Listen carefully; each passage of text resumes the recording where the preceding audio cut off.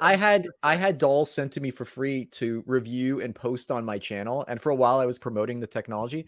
It weighs 70 pounds. Like, you get a workout before you get into bed. Like, you're like ready to fall over before you're like, imagine changing positions on this thing 3 or 4 times. You're out, you're wiped. You're like, it's like getting a full workout in the gym. That's how you get your doll bod. Yeah, your Your doll. bod. Yes. Yes. Would you like to know more? Hello, we are very excited to be joined today by Sandman MGTOW, the preeminent MGTOW figure, talking head, or I guess I should say faceless talking head. You're very mysterious. Representing the movement of men who've chosen to go their own way, which is, for those not familiar with it, basically a lot of men have realized that they're getting a really raw deal in society, and they're like, you know what? I'm out. I'm not going to opt into traditional female relationships, a lot of this bullshit. And I, for one, am here for it. It makes a lot of sense to me. I think if I were a guy, I'd be a MGTOW guy.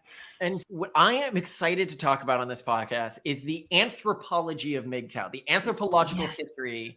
And it can start when you started getting involved with it, or where you saw who were the figures who were the progenitors of the movement. How did it first start? What communities did it start in? How did it spread? What have been the major trials of the community? I am just very interested to see it as a cultural movement. Okay, so you had MGTOW 1.0, and that was around the early 2000s. And the idea was we were going to take masculinity and instill it in men, and we're going to take femininity and instill it in women. So it was more like back to tradition, but this is back in 2000. And so that didn't really go anywhere up until about 2008, 2009. And then a creator named Barbarossa showed up, and he made a video called, I think it was called Post-Feminist Man. And he basically laid the foundations for MGTOW all the way from 2009, 10, 11, 12. Then another creator named Stardust was around back then.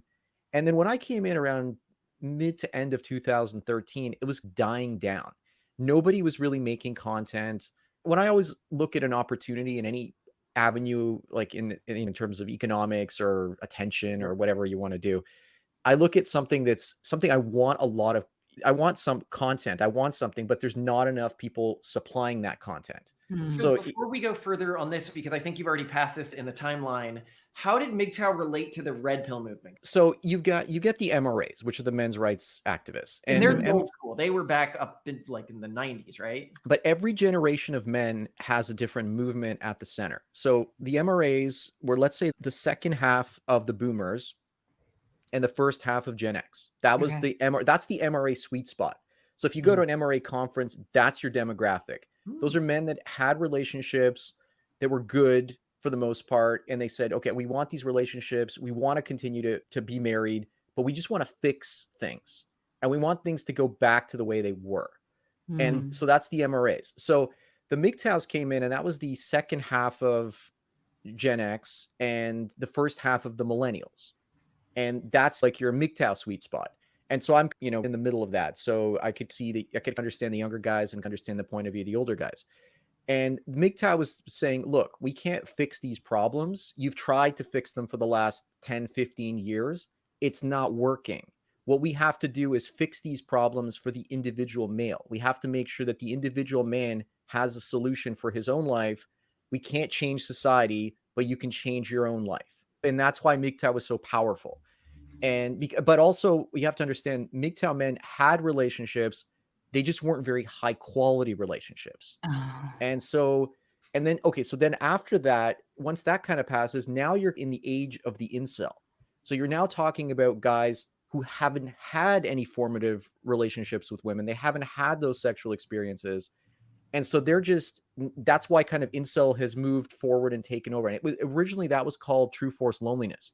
So if you watch the original True Force Loneliness guys back in 2014, 15, they were angry and they were more masculine. So when people say the incels are violent, yes, the older incels, they were sex deprived, and they, for the most part, they were a lot more aggressive than the younger incels who are a lot more passive. And I think a lot of that also has to do with the testosterone levels. I think the testosterone levels are dropping. So because of that, you're starting to see men that are 18, 19 that are saying, I don't want sex. And the fact that you have young males in their prime that have no sex drive, should be worrying to all of us. So this is analogous to like the herbivore male movement in Japan. Yeah, herbivore men, like a lot of people said they're MGTOWs, a lot of people said they're incels, but they're more MGTOWs because they're choosing to walk away. There's a choice there. Okay, so then in the midst of all of this, you had the PUAs, the pickup artist community. And the pickup artist community is now what is referred to as the red pill movement, because I guess they just take the label for themselves. Now, the problem with MGTOW was in November of 2018, the entire MGTOW community on YouTube was demonetized. Every single channel on one day was hit. So what happened was, once that happened, you can see the peak on YouTube search results, and then you see a decline from that point on. But all of the other communities were still allowed to continue to be monetized. So so people started shifting. They said, I can't make money making MGTOW content. I'm going to make red pill pickup artist content. So they took all of the knowledge that they had and they started like shifting their target audience a little bit. Like, I'm still one of the few hardcore content creators that managed to survive after all of that.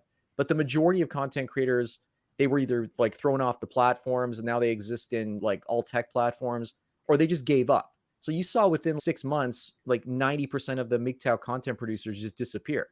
And when I came in, I realized, okay, how do you create a movement? What you do is you make something that works, an idea, and you pass it out and you make money doing it. And then when other people see you doing this, they'll adopt the same idea and start promoting the idea and making money off of it. And so and why was MGTOW so threatening compared to everything else? It's because it was effective, because it was literally empowering individual males to build up their financial assets, to not give women attention, to basically live life for themselves. And so a lot of that has also been replaced by the Sigma like movement. So you're seeing that group too. Tell me about this group. The Sigma group I find really interesting. But before you go further, one thing I want to clarify for our audience, how insane it is that the MGTOW movement was demonetized is, imagine if you had an equivalent female movement that was like, guys are horrible, let's just not date, let's try to figure out how to live without men.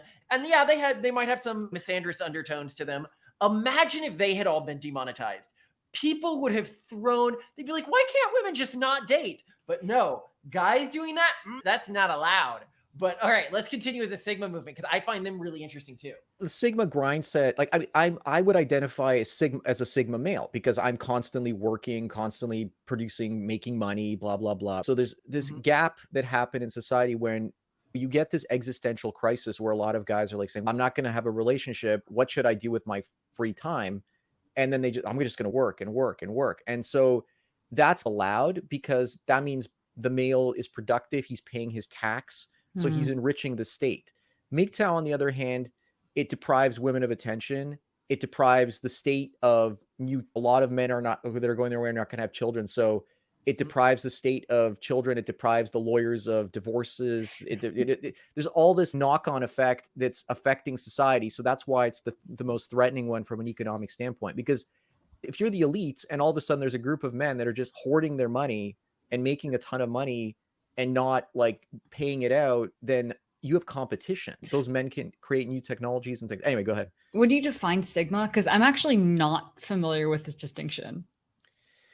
Define in contrast to alpha, so I think that's probably a good way to do it. Oh, okay, like alpha. So you got like alpha. Oh, you've got alpha, delta. You got the 4 different types of males. And okay, so and they're all part of a hierarchy. They're all part of a hierarchy. Okay, walk me through. Sigma male. Okay, so to be a Sigma male, you have to be outside of the hierarchy, and you can't just be outside the hierarchy. You have to be of the mindset.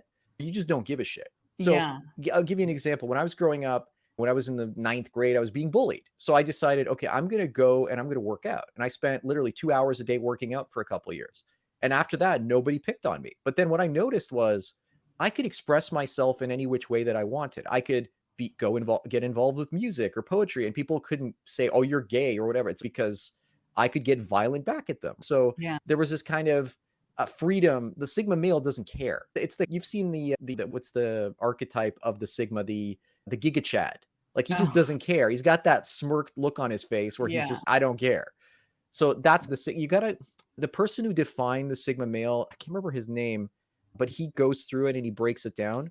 Another aspect of Sigma males is that nobody likes them because they don't know what to do with them. They like, you're not trying to like because they have nothing conform. on them. There's nothing that they can hold hostage that gives them control. Yeah, exactly. Because it's like, if you're not part of the hierarchy, if you're not part of the hierarchy, which is pretty much my experience growing up, the hierarchy will try to drag you back in. You know, it'll try to suck you back in. And Yeah. and the more you fight it, the more it wants to drag you in even more. So that's the thing about Sigma males. It's like they'll fight to remain outside the hierarchy. Now, how is that different from just MGTOW in general? Because you were alluding to like Sigma males still like being, I think, more economically I'll involved give than you like. my answer, and he Okay. can tell me if it's wrong. Is I actually think that you're looking at the question from two different angles. Okay. MGTOW was men going their own way. It was a life strategy. Yeah. There was a period where there was like this fad within the manosphere online to talk about being alpha and what you need to be alpha. And this is how you alpha. And like the red pill was really obsessed with alpha. And it makes sense that in reaction to that, men who were of this more Sigma mindset, which historically and anthropologically likely existed, would say that doesn't describe my desires at all or what's motivating me at all. So I will define myself in opposition to this. So I think what you're missing is that the two communities might have a lot of overlaps, but they're not in competition with each other in the same way that like MGTOW and Red Pill may have been more of not opposing movements, but like definitely Well, ideologically. you have to say the pickup artists and the MGTOWs. I'd say though, like the red pill pickup, you'd have to define it because there red are pill pickup. Yeah. And I can define red pill if people are wondering, and you can tell me if this is wrong. I view the key distinction between them and the MGTOW is men and women are different. Society is unfair for men. MGTOW said, and for that reason, we just shouldn't engage with the system. And Red Pill said, and for that reason, we should attempt to manipulate women to our advantage. And like men saying, we're taking our ball, we're ending this game, and we're going home. Yeah. And all of the other groups, the MRAs, the pickup artists, the incels, they all want to play the game. Yeah. Right? And that's why they're allowed, and that's why they're monetized, because they're still willing to cater to women's desires and give women attention. Okay. Oh, here's a really interesting thing.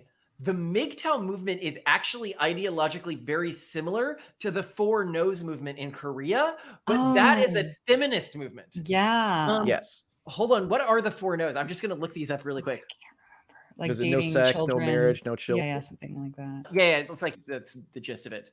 But it is very interesting as society begins to become systemically unfair, but it only makes sense for one group to just walk away with the ball. Yeah, but then the system has to try to do whatever it can to make the people who walk away come back, or make men think that there is no option to walk away. So if you try to erase MGTOW from the conversation, then people aren't going to get involved there, so they're not going to think that's an option. Are you seeing bubblings of any new groups? Like we've talked about how things have evolved over time. Do you know what the next iteration is going to be called? Well, we spoke about this before, like the transmaxing groups, right? And that's incel. That's the next offshoot of the incels. And that's becoming effective, and it's pissing off a lot of women as well, because a lot of guys, like I was predicting this 4, 5, 6 years ago. I said that guys would transition so that they could get sex because they could pressure lesbian women to get sex. And all of a sudden, lo and behold, like a year ago, the transmaxing movement shows up. And everyone's like, how did you predict that? Isn't it obvious? These guys want sex. They're going to do whatever it takes. So they're literally doing whatever it takes, right? That is fascinating. And yeah, for people who aren't aware, the transmaxing movement is basically a group of incels that said, if men are treated so unfairly in society, then let's just become women and then we'll be treated fairly. And reportedly, it's going pretty well for most of the people in the movement. It seems to have a high success rate. Well, I'm finding that there are a lot of issues with mental illness in the movement that I've kind of run into, but there are also a lot of people who are looking at it from like a scientific point of view. Like if you look at the person I would point everybody to is Tina, a German transmaxer that literally experimented with this and said, I want to use female hormones not for sex, but so that I can reduce my sex drive as a male. Oh, wow. Because the idea was like sex was so like if your sex drive is high, but you have no way to express it. Yes, exactly. And it's causing your suffering. So if you reduce your sex drive or eliminate it completely, then you won't suffer anymore.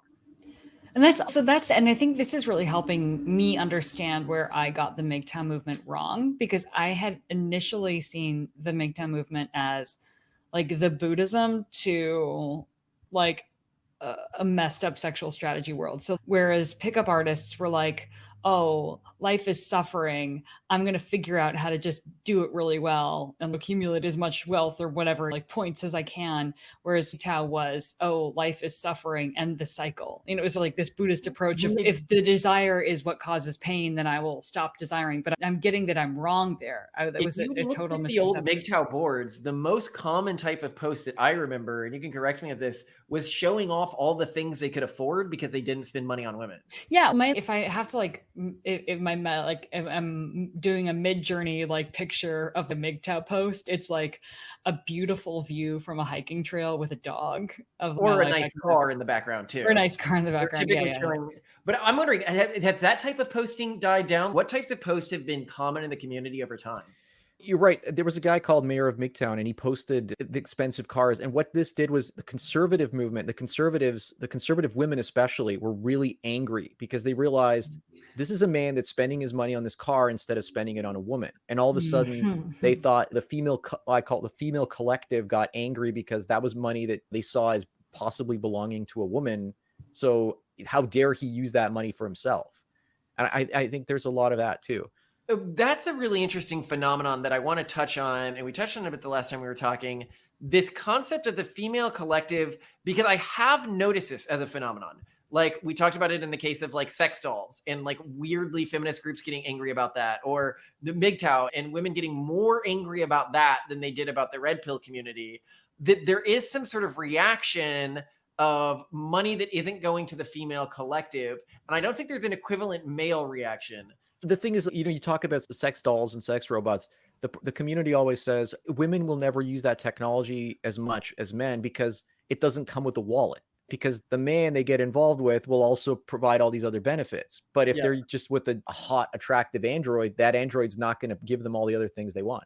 My favorite recent example of this was when the completely AI generated girls began to get to the top of the pay-per-girl websites.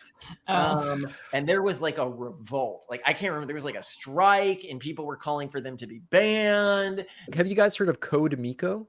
No. I think that's, continue. So Code Miko is an Asian girl, and she basically puts on a full immersion suit that like generates the character. And she interacts with people. She's got like a podcast. It's actually really good. Like, it's really awesome. And she does all these exaggerated facial expressions and things. And people were angry. So it's she can change her skins, and she can basically she looks like a 3D generated character. Okay. The motion captures technology is like what you would see in a film, right? So there's technology to capture her facial expressions, capture her body language, everything. Wow. Another interesting case of this that happened recently that I remember was that a Instagram celebrity was found to be completely AI generated. And like after the big release, like she didn't lose that many followers. Turned out people don't really care if what they're seeing is AI generated. And there might even eventually be a premium on that content given the politics involved, which is just fascinating to me. I want to ask a question. I want to get your conjecture, Sandman, on whether there might even be, in the midst of this, AI being completely supplanting women in terms of romantic friendships and relationships and everything. But then also, do you think that there's a world in which there's some kind of weird detente between MGTOW men and the equivalent MGTOW women, where they just agree we will co-parent and share a child because it makes sense? So women can gestate and for free. A man wouldn't have to pay a surrogate. They could share the child every other week. In 2015, this is something I tried. I got involved in a few relationships, and I said, this is what I would want, which would be like, let's own 2 different apartments that are apart and like have co-parent and do all of this stuff. It scared the women away. Like, it totally scared them away. But I feel like I've met women who are like, I don't need a husband. I just really would like to have a kid, but I would like to know that there's like another person that would help. They don't do that. I know a lot of women who have said this too. I've known none of them that have acted on it. So I don't know any couples that have done it. No. It's a very common sentiment. Like, it seems like it would work so well. It does seem like it would work well, but the aspect of it that I hear where I think it breaks down is they say, I want to do this on my own, and I'll do it with a collection of other women. And then that doesn't end up working. They try living in the group and it doesn't end up working. That's what I often see happen. You've heard the mommunes movement, right? No, what? No. So there's articles you should look up, like commune, but mommune. So they're like mothers that get together and live with their children. And I feel sorry for the oldest male children because they're going to be used as the emotional tampon to soak up all that negative energy of all the moms that are like, oh, Billy, come over here. It's like, I think Billy has to take all the, let me talk your ear off for an hour. And then the next mother comes in and talks his ear off for an hour. And the poor child is like, he's talking to his like 4 mothers for 4 hours or 5 hours. Actually, Malcolm and I we met someone a guy who had come out of a cult in South America where there was just one dude with a ton of wives. And basically, as soon as the male youths came of age, basically turned 16, they were kicked out of the commune. So essentially it was just tons of women and one adult man. But he came out like really well adjusted and had this like network of male brothers around like the United States. I just saw how the mommune movement works, by the way. I was looking at it. It's weird that I haven't seen this happen. They often seem to be related. It's sisters, a daughter and mother, stuff like that. Oh, okay. So it's that makes perfect sense. And in that case, it would make sense because there's like genetic alignment, right? There's family alignment, yeah. But yeah, I actually feel like the guys in that from that cult came out pretty well adjusted. So I don't know, maybe it could work. Yeah, no, you're right. I know the guy she's talking about, and he was incredibly well adjusted. He was a really cool guy. Yeah, we were like, oh crap, should we be raising our kids in a cult or something? He was probably looking up to his father and picking up a lot of the characteristics that the father had around the mother's dynamic. So that, like, obviously it's rubbing off the behavior. Yeah, he clearly knew how to manage. So I don't know if you explained this. It was a sex cult. It's a sex cult. Oh. Yeah, they had like it was one man, many women, and all of the brothers were kicked out of the cult. All of the women stayed in the cult. Yeah, because the brothers became sexual. That's why he had a network of only brothers. Yeah, yeah. The women stayed. But I've actually noticed something broadly: is that people who grew up in cults seem to be better mentally adjusted than people who don't. Just in my broad experience, which is a really weird thing I've noticed. I think it might just be that our society today is so toxic that anything that insulates people from it leads to better mental health. Or you're meeting the ones who were smart enough to leave the cults, right? So they not only survived the cults, but then left them and then made it work in the real world, right? So you're seeing the best of the best. There's that factor. So this is a really interesting evolution of MGTOW that you've given to us. Where do you think the movement is going, and where do you want to see the movement after transmaxing? Okay, so I've talked to younger guys in their teens. Number one, they're more likely to pick up on the whole AI girlfriend thing. Nice. This is one of the things it's made me feel like the technology, the virtual sex system I told you about earlier. I feel like young guys wouldn't even want intimacy with a real woman anymore, even if it was like mediated through technology. They're more interested in like their phone and like the female voice on the phone. They're turned on by that, and they want a relationship with their phone. And so we're entering this weird place in human history where you guys, if you're talking about trying to keep the fertility rates keep them stable or at least go back up, we're going below 1. We're everywhere. Oh, I agree. I think we're going below 0.5 everywhere. Oh. But I think that you're right in what you're saying. And I do think that this will be the next big movement. It's really interesting that you mentioned it, because what it will allow for is cultural groups to form where these guys are married to the AI, where they're like, don't devalue my relationship. This is exactly the same as being married to a woman. What I'm wondering is if this time around, there would be an alliance between the guys who marry the AIs and the girls who marry the AIs, because they'd have a lot of the time maybe more interested, or will it become like marrying an AI as a guy is evil, but marrying an AI as a girl is a totally normal thing to do? I don't know okay. So right now you're seeing women having coping strategies with regards to loneliness and not getting male attention. You're seeing like the social media is filling in the gap. I'm seeing women all kind of liking each other's posts to give each other esteem. I know it's an interesting phenomenon. You mentioned it and I was like, I've seen that. I didn't. So like a woman will post something and then 20 of her female friends will post something. Then you go to the other woman's posts and then you'll see those same 20 women post or a large overlap. And so they're giving each other like that attention that men would have typically given them attention. And obviously we're in an attention-based economy. So the more attention you get, the more currency you get, the more people want to get a piece of your attention. It's ridiculous. It's just insane. Wow. Right. Right. Well, I think that it's interesting to contrast this with what we see happening in male spheres, which is more a consolidation of attention among fewer individuals, where it's less of attention sharing groups and more of hero worship cults. It's ridiculous how, like, it's ridiculous that you're seeing, and I've spoken to those same young guys, and they're obsessed with Andrew Tate, but they talk like him, they're emulating him. So no wonder all of the teachers in the schools are freaking out, because they don't understand that these kids are just emulating the more like crass and crude parts of him. They're not like imitating the more complex thought. So it's that's what I'm saying. This is something you had talked about, which I think, if we're going to say this, is you were pointing out that you respected his deeper philosophy, and you think he just uses a crass thing to get public attention. Yeah, that there's the dual strategy there, right? Like, it's to use the sound bites to get some people's attention, and then try to drag the more intellectual people into the more complex stuff down the road if they're up for it. Yeah.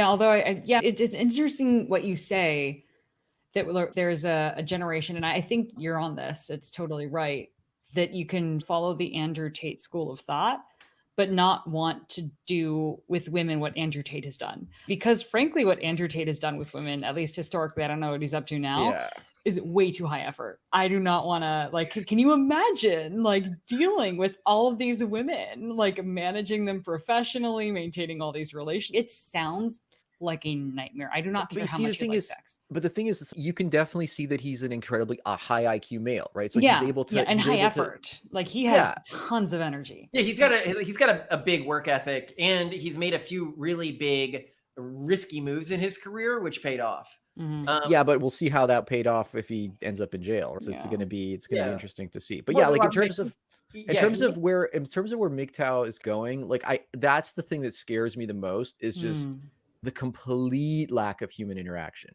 because I'm like, what does that represent for the human race? And then if we want to talk about collapsing populations, the thing I love about Malcolm saying 96% of the South Koreans will be gone in 100 years, that is like the wake-up call that people need to hear. But the problem is, humans do not think in exponentials, right? We don't think about exponential population growth or exponential population decline. And it won't be until we're like well down halfway down that curve where people say, oh, I think there's a problem. So, you think, right? So I don't know if we're going to find solutions. Obviously we were using too many resources. Like, some people will say, oh, no, the planet is underpopulated, we can have another 10 billion people on it. Yes, but we're going to run out of fish. We're going to run out of topsoil. We're going to run out of these things, and we need to allow the earth to renew these things. So AI will provide us virtual workers that'll replace a huge chunk of the population. So I think a lot of these problems will solve themselves. But my biggest worry is that there's going to be just how there's like an overshoot with population growth, there's going to be an undershoot with population decline. And my thing is, like, how do we stop that undershoot? Again, we're not going to be around to see that, but I also think that the person who kind of figures this out will probably be one of the most important people in the next 100 to 200 years. Yeah, well, I hope it's me then. I want to get that in the history books. No, but I don't know. I do agree that whoever figures this out, I actually think it's more than that. I think multiple people will figure this out for different cultural groups, because I think there's going to be more than one answer. And I think every one of those people who figures this out is going to be one of the most represented thought patterns or cultural groups 100 years from now. They will define what the future of our species looks like. And I'd also remind people that we're still a species on one planet. All of the cultural changes that happen now for our species will be represented multitudinally across the thousands of planets we hopefully one day colonize, in a way that, like, if one person 1,000 times smarter than me came up with some great idea when we're on 1,000 planets, it's never going to spread to all of humanity. So the impact you can have by working on this problem is bigger than any impact our descendants are going to be able to have. Yeah, and I don't think, you see, the problem with a lot of these communities is they don't necessarily overlap. And this is another thing this is one of the reasons, that probably the main reason I reached out to Malcolm, was because Malcolm understands that you can talk to all these groups. And the problem I always find is everyone is just stuck in their silo, and they won't talk to anyone else, and they won't acknowledge the knowledge of other groups simply because they're so, like, cliquey. And this is again part of that whole Sigma male thing where you don't care about like which group is the biggest and blah blah blah, right? You're just pushing your own knowledge base forward. I think that's one of the reasons that gives me a lot of hope for the movement in the future, because in the future, I think doing what's conformist and what like is conventionally wise is maybe just not going to work, like in the face of technology and modernity. And groups like Sigma males are more likely to develop cultural and technological innovations that could make it one of the most generative and influential groups if it doesn't get caught in some kind of masturbatory AI girlfriend do nothing loop. And I think that's I don't think right? Sigma is so much about like sex and reproduction. It's more about just like working, producing, getting ahead financially. So there's not much. So it is focused on like output in the world, which is really encouraging. Yeah. It's not so much about just like retreating into There are gonna be technologies that make each of these subgroups like irrelevant. So for example, when I look at the PUAs, so right, if you've ever listened or read the A Hitchhiker's Guide to the Galaxy, there's the babblefish, right? You put the babblefish. So right now, I've spoken to guys and they're like, they go on dating sites and what they do is they copy paste the response the woman gives them and they put it in AI, and then AI comes up with what to say to the woman. So they're like literally like becoming, I would call it like, what's his name? Bergerac. What's his name? I don't know. I know Cyrano de Bergerac, right? Cyrano de Bergerac. So you create a technology that's like that literally translates what a woman says, and now you have something to say back to her, and you could call it the Cyrano because it's like Cyrano de Bergerac. And so imagine every guy walking around on dates with this earpiece that's like literally feeding them lines to tell the woman back. So the woman doesn't even know who she's dating anymore. Is she dating the AI? Is she dating the guy? I don't think that even dating will exist. It's just, we're getting into these really weird places where, like right now you saw Tinder destroy everything in, 2013, 14, it destroyed the sexual marketplace. And now you're going to see these other technologies completely destroy that again. So just for viewers, what he's saying isn't subjective. Statistically, Tinder destroyed the sexual marketplace. And you can see this in the data, like sexless rates, relationshipless rates shoot up after Tinder was invented and correlate with its spread and the spread of that model. But the other thing that he mentioned there that I think is really interesting is when we talk about people using the AIs for how they communicate with their partner, especially as we get more and more hooked to AIs, I imagine that's going to be a big part of the argument that the people who are just dating AIs directly use. You're just using somebody as a meat puppet. You're basically dating their AI assistant anyway. Like we just cut out the middleman. They may even develop a movement where you are exploiting women or men by dating a real woman or man. That any sort of sexual relationship, because I've already seen subcurrents of this, is intrinsically exploitative. And the only healthy sexual relationship is one solely with an AI. And then the AI will collect your data and then it'll sell it to it. And the AI will generate the perfect image based on what you've looked at in terms of pornography, in terms of who you've made eye contact with. Another thing that no one's really talking about is how AR is going to change things. So imagine now in the sexual marketplace. So you put on your Apple Vision Pro, right? And now you could be a 25-year-old guy and you could find a 55 or 60-year-old woman. You could put on the AR glasses and now she looks like a 25-year-old woman because the technology will now digitally de-age her in bed. You just hope the battery doesn't run out while you're having your orgasm. Well, we're already seeing that with the auto filters on a lot of these things like TikToks and stuff like that. Yes. To the end where when we talk with our younger viewers, body dysmorphia is a major problem in these communities.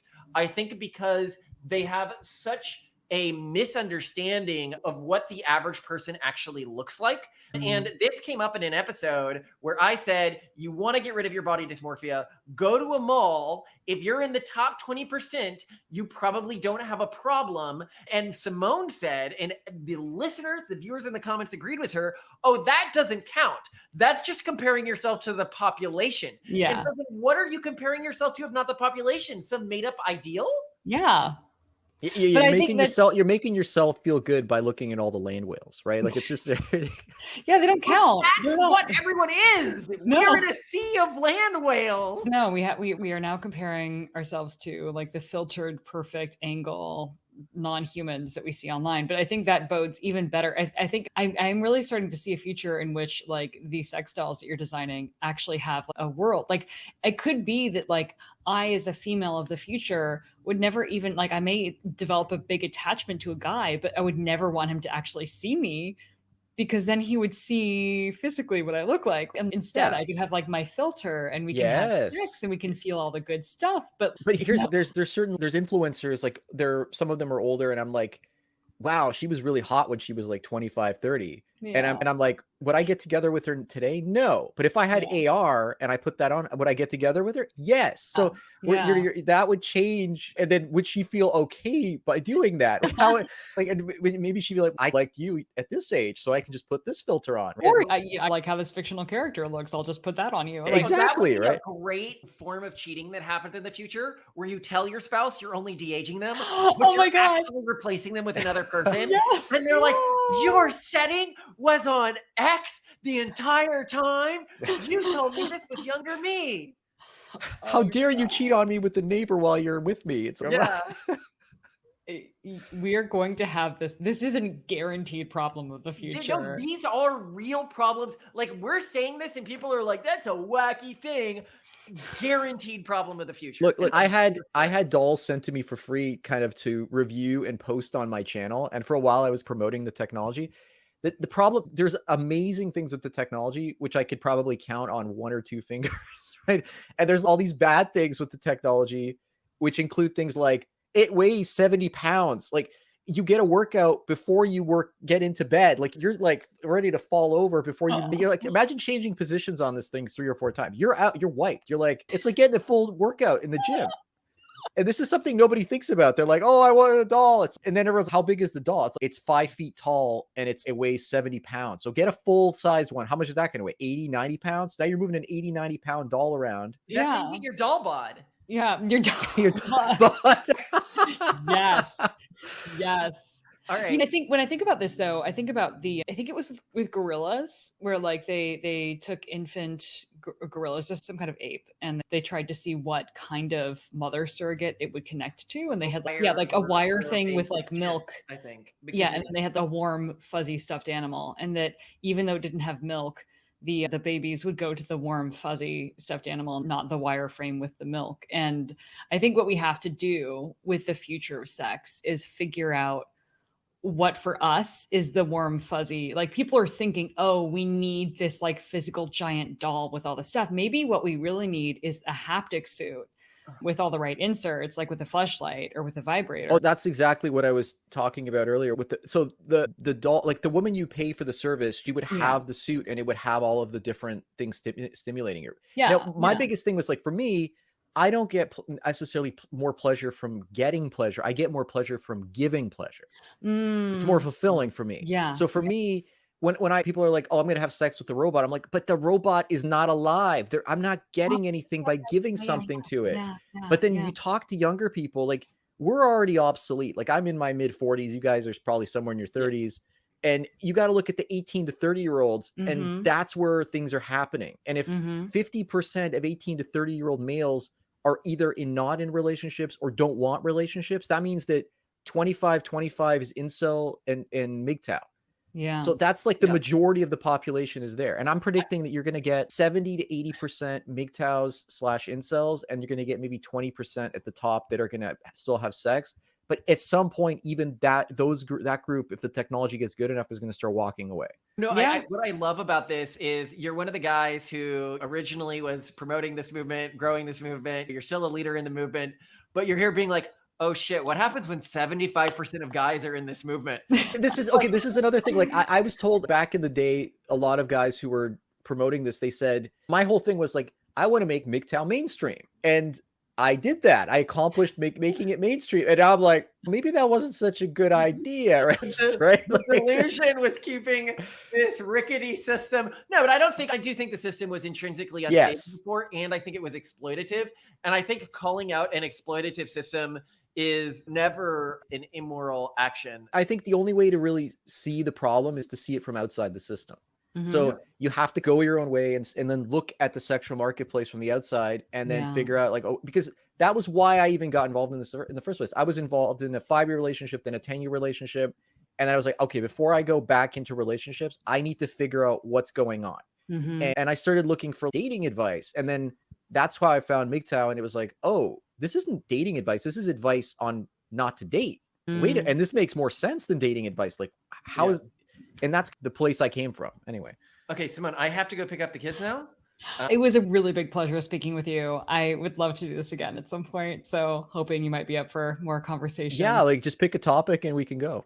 Oh, nice. Sweet. Cool. Spectacular. Yes. All right. Then more soon. And thank you so much. It was great. Awesome. Thank you.